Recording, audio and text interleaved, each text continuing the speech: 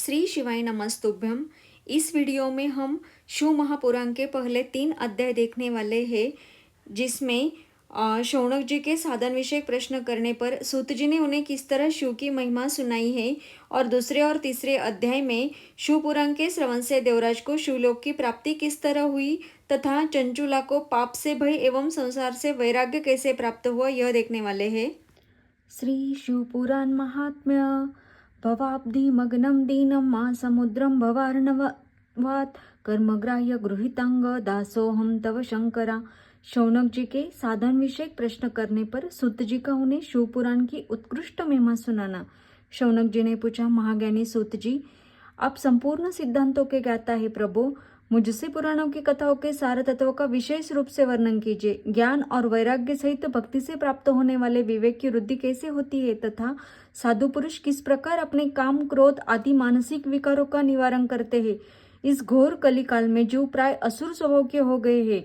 उस जीव समुदाय को शुद्ध दैवी संपत्ति से युक्त बनाने के लिए सर्वश्रेष्ठ उपाय क्या है? आप इस समय मुझे ऐसा कोई शाश्वत साधन बताइए जो कल्याणकारी वस्तुओं में भी सबसे उत्कृष्ट एवं परम मंगलकारी हो तथा पवित्र करने वाले उपायों में भी सर्वोत्तम पवित्र कारक उपाय होता। वह साधन ऐसा हो जिसके अनुष्ठान से शीघ्र ही अंतकरण की विशेष शुद्धि हो जाए तथा उससे निर्मल चित्त वाले पुरुष को सदा के लिए शिव की प्राप्ति हो जाए। सूत जी ने कहा, मुनिश्रेष्ठ शौनक, तुम धन्य हो, क्योंकि तुम्हारे हृदय में पुराण कथा सुनने का विशेष प्रेम एवं लालसा है। इसलिए मैं शुद्ध बुद्धि से विचार कर तुमसे परम उत्तम शास्त्र का वर्णन करता हूँ। वत्स, वह संपूर्ण शास्त्रों के सिद्धांत से संपन्न भक्ति आदि को बढ़ाने वाला तथा भगवान शिव को संतुष्ट करने वाला है। कानों के लिए रसायन अमृत स्वरूप तथा दिव्य है। तुम उसे श्रवण करो मुने, वह परम उत्तम शास्त्र है। शिव पुराण, जिसका पूर्व काल में भगवान शिव ने ही प्रवचन किया था, यह काल रूपी सर्प से प्राप्त होने वाले महान त्रास का विनाश करने वाला उत्तम साधन है। गुरुदेव व्यास ने सनत कुमार मुनि का उपदेश पाकर बड़े आदर से संक्षेप में ही इसका पुराण का प्रतिपादन किया है। इस पुराण के प्रणयन का उद्देश्य कलयुग में उत्पन्न होने वाले मनुष्यों के परम हित का साधन। यह शिव पुराण परम उत्तम शास्त्र है। इसे इस भूतल पर भगवान शिव का वांग्मय स्वरूप समझना चाहिए और सब प्रकार से इसका सेवन करना चाहिए। इसका पठन और श्रवण सर्व साधन रूप है। इससे शिव भक्ति पाकर श्रेष्ठतम स्थितियों में पहुंचा हुआ मनुष्य शीघ्र ही शिवपद को प्राप्त कर लेता है। इसलिए संपूर्ण यत्न करके मनुष्यों ने इस पुराण को पढ़ने की इच्छा की है अथवा इसके अध्ययन को अभिष्ट साधन माना है। इसी तरह इसका प्रेम पूर्वक श्रवण भी संपूर्ण मनोवांछित फलों को देने वाला है। भगवान शिव के इस पुराण को सुनने से मनुष्य सब पापों से मुक्त हो जाता है तथा इस जीवन में बड़े उत्कृष्ट भोगों का उपभोग करके अंत में शिवलोक को प्राप्त कर लेता है। यह शिव पुराण नामक ग्रंथ 24,000 श्लोकों से युक्त है। इसकी 7 संहिताएं है। मनुष्य को चाहिए कि वह भक्ति, ज्ञान और वैराग्य से संपूर्ण हो, बड़े आदर से इसका श्रवण करे। 7 संहिताओं से युक्त यह दिव्य शिवपुराण परब्रह्म परमात्मा के समान विराजमान है और सबसे उत्कृष्ट गति प्रदान करने वाला है। जो निरंतर अनुसंधान पूर्वक इस शिवपुराण को बांचता है अथवा नित्य प्रेम पूर्वक इसका पाठमात्र करता है, वह पुण्यात्मा है, इसमें संशय नहीं है। जो उत्तम बुद्धि वाला पुरुष अंतकाल में भक्ति पूर्वक इस पुराण को सुनता है, उस पर अत्यंत प्रसन्न हुए भगवान महेश्वर उसे अपना पद धाम प्रदान करते हैं। जो प्रतिदिन आदर पूर्वक इस शिव पुराण का पूजन करता है, वह इस संसार में संपूर्ण भोगों को भोगकर अंत में शिव के पद को प्राप्त कर लेता है। जो प्रतिदिन आलस्य रहित हो रेशमी वस्त्र आदि के वेष्टन से इस शिव पुराण का सत्कार करता है, वह सदा सुखी होता है। यह शिव पुराण निर्मल तथा भगवान शिव का सर्वस्व है। जो इहलोक और परलोक में भी सुख चाहता है, उसे आदर के साथ प्रयत्न पूर्वक इसका सेवन करना चाहिए। यह निर्मल एवं उत्तम शिव पुराण धर्म, अर्थ, काम और मोक्ष रूप चारों पुरुषार्थों को देने वाला है। अतः सदा प्रेम पूर्वक इसका श्रवण एवं विशेष पाठ करना चाहिए।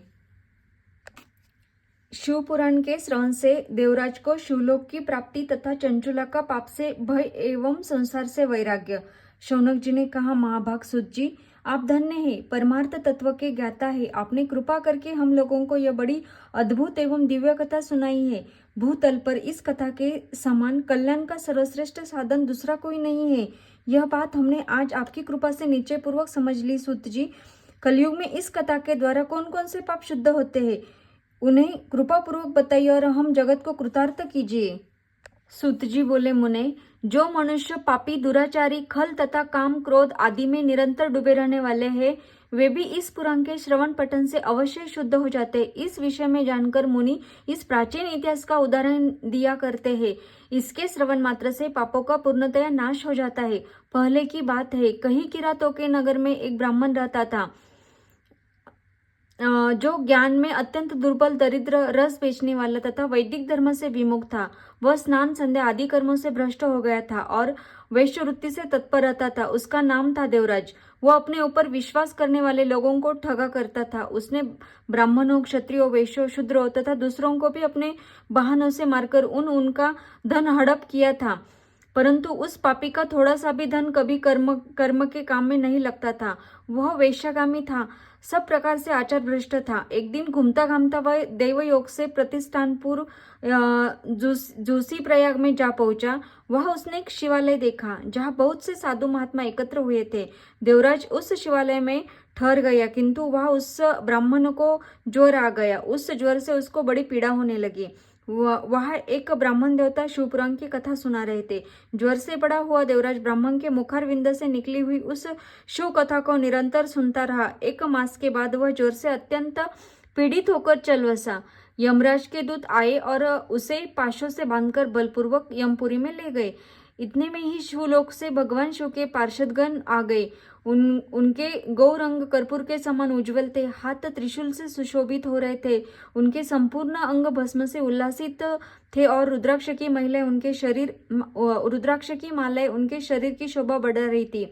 वे सबके सब क्रोधपूर्वक यमपुरी में गए और यमराज के दूतों को मारपीट कर बारंबार धमकाकर उन्होंने देवराज को उनके चंगुल से छुड़ा लिया और अत्यंत अद्भुत विमान पर बिठाकर जब वे शिवदूत कैलाश जाने को उद्युत हुए, उस समय यमपुरी में बड़ा भारी कोलाहल मच गया। उस कोलाहल को सुनकर धर्मराज अपने भवन से बाहर आए। साक्षात दूसरे रुद्रों के समान प्रतीत होने वाले उन चारों दूतों को देखकर धर्मज्ञ धर्मराज ने उनका विधि पूर्वक पूजन किया और ज्ञान दृष्टि से देखकर सारा वृत्तांत जान लिया। उन्होंने भय के कारण भगवान शिव के उन महात्मा दूतों से कोई बात नहीं पूछी, उल्टे उन सबकी पूजा एवं प्रार्थना की। तत्पश्चात वे शिवदूत कैलाश को चले गए और वहां पहुंचकर उन्होंने उस ब्राह्मण को दयासागर साम शिव के हाथों में दे दिया। शौनक जी ने कहा, महाभागसुत जी, आप सर्वज्ञ हैं, महामते, आपके कृपा प्रसाद से मैं बारंबार कृतार्थ हुआ। इस इतिहास को सुनकर मेरा मन अत्यंत आनंद में निमग्न हो रहा है। अतः अब भगवान शिव में प्रेम बढ़ाने वाली शिव संबंधिनी दूसरी कथाओं को भी कहिए। सूत जी बोले, शौनक सुनो, मैं तुम्हारे सामने गोपनीय कथा वस्तु का भी वर्णन करूंगा, क्योंकि तुम शिव भक्तों में अग्रगण्य तथा वेदताओं में श्रेष्ठ हो। समुद्र के निकटवर्ती प्रदेश में एक वाशकल नामक ग्राम है, जहाँ वैदिक धर्म से विमुख महापापी द्विज निवास करते। वे सबके सब बड़े दुष्ट है। उनका मन दूषित विषय में, भोगों में भी लगा रहता है। वे न देवताओं पर विश्वास करते हैं, न भाग्य पर। वे सभी कुटिल वृत्ति वाले हैं, किसानी करते हैं और भांति भांति के घातक अस्त्र शस्त्र रखते हैं। वे व्यभिचारी और खल है। ज्ञान, वैराग्य तथा सत्कर्म का सेवन ही मनुष्य के लिए परम पुरुषार्थ है। इस बात को वे बिल्कुल नहीं जानते। वे सभी पशु बुद्धि वाले हैं। जहाँ के द्विज ऐसे हो, वहाँ के अन्य वर्णों के विषय में क्या कहा जाए। अन्य वर्णों के लोग भी उन्हीं की भांति कुत्सित विचार रखने वाले, स्वधर्म विमुख एवं खल है। वे सदा कुकर्म में लगे रहते हैं और नित्य विषय भोगों में ही डूबे रहते हैं। वहाँ की सब स्त्रियां भी कुटिल स्वभाव की, स्वेच्छाचारिणी, पापासक्त, कुत्सित विचार वाली और व्यभिचारिणी है। वे सद्व्यवहार तथा सदाचार से सर्वथा शून्य है। इस प्रकार वहाँ दुष्टों का ही निवास है। उस वाशकल नामक ग्राम में किसी समय एक बिंदुगा नामधारी ब्राह्मण रहता था। वह बड़ा अधम था, दुरात्मा और महापापी था। यद्यपि उसकी स्त्री बड़ी सुंदरी थी, वह कुमार्ग पर ही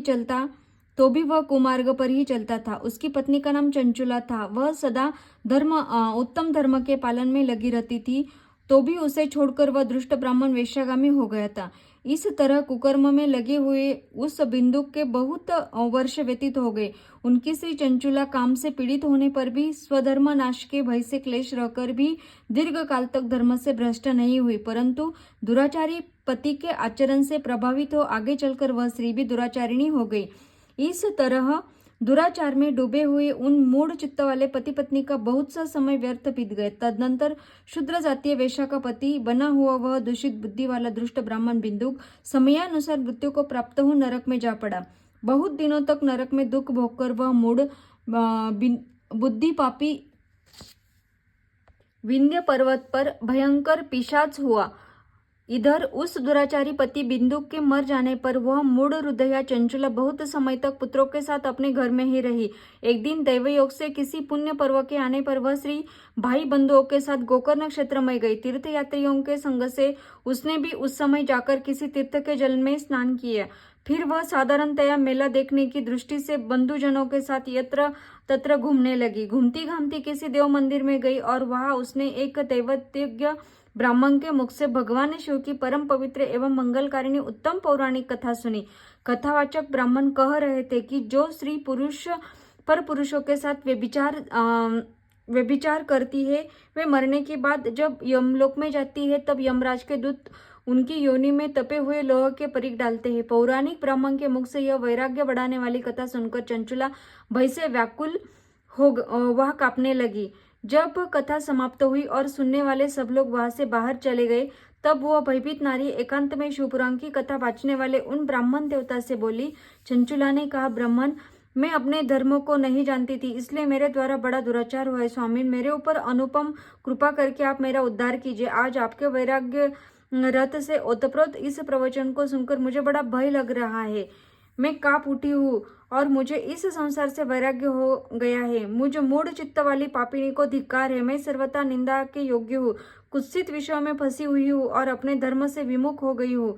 हाय, न जाने किस घोर कष्टदायक दुर्गति में मुझे पड़ना पड़ेगा और वह कौन बुद्धिमान पुरुष कुमार्ग में मन लगाने वाली मुझ पापिनी का साथ देगा। मृत्यु काल में उन भयंकर यमदूतों को मैं कैसे देखूंगी? जब वे बलपूर्वक मेरे गले में फंदे डालकर मुझे बांधेंगे तब मैं कैसे धीरज धारण कर सकूंगी? नरक में जब मेरे शरीर के टुकड़े टुकड़े किए जाएंगे उस समय विशेष दुख देने वाली उस महायातना को मैं वहां कैसे सहूंगी? हाय, मैं मारी गई, मैं जल गई, मेरा हृदय विदीर्ण हो गया और मैं सब प्रकार से नष्ट हो गई, क्योंकि मैं हर तरह से पाप में डूबी रही हूँ। ब्राह्मण, आप ही मेरे गुरु, आप ही माता और आप ही पिता है। आपकी शरण में आई हुई मुझ दीन अबला का आप ही उद्धार कीजिए, उद्धार कीजिए। सूत जी कहते, शौनक, इस प्रकार खेद और वैराग्य से युक्त हुई चंचुला का ब्राह्मण देवताओं के दोनों चरणों में गिर पड़ी। तब उन विद्यमान ब्राह्मण ने कृपापूर्वक उसे उठाया और इस प्रकार कहा।